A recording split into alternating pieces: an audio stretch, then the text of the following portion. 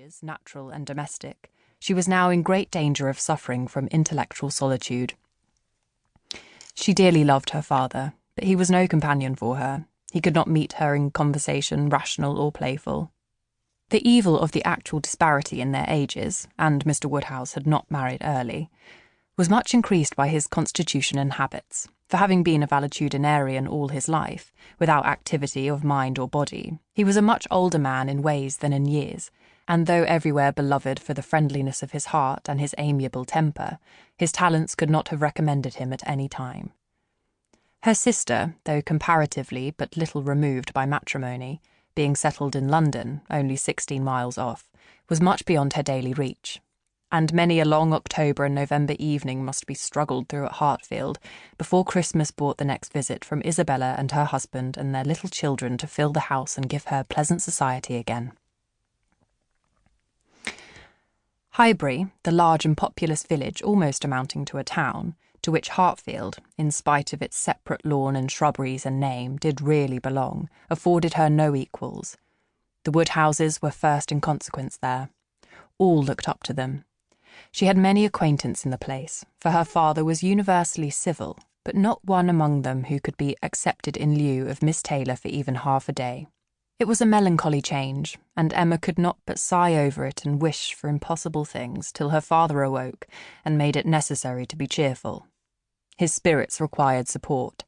He was a nervous man, easily depressed, fond of everybody that he was used to and hating to part with them, hating change of every kind. Matrimony, as the origin of change, was always disagreeable, and he was by no means yet reconciled to his own daughter's marrying, nor could ever speak of her but with compassion, though it had been entirely a match of affection when he was now obliged to part with Miss Taylor too, and from his habits of gentle selfishness and of being never able to suppose that other people could feel differently from himself, he was very much disposed to think Miss Taylor had done as sad a thing for herself as for them, and would have been a great deal happier if she had spent all the rest of her life at Hartfield. Emma smiled and chatted as cheerfully as she could, to keep him from such thoughts. But when tea came, it was impossible for him not to say exactly as he had said at dinner. "Poor Miss Taylor! I wish she were here again. What a pity it is that Mr. Weston ever thought of her." "I cannot agree with you, Papa. You know I cannot. Mr. Weston is such a good-humoured, pleasant, excellent man that he thoroughly deserves a good wife.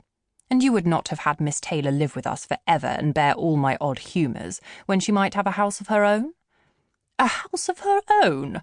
But where is the advantage of a house of her own? This is 3 times as large, and you never have any odd humours, my dear." "How often we shall be going to see them, and they coming to see us. We shall be always meeting. We must begin, and must go and pay our wedding visit very soon."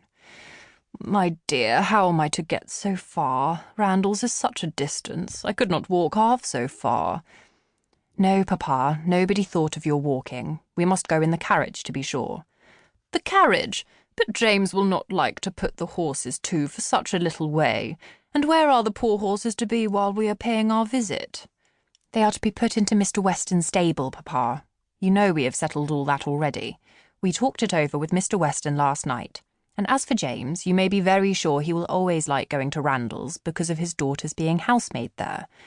Only doubt whether he will ever take us anywhere else. That was your doing, Papa. You got Hannah that good place.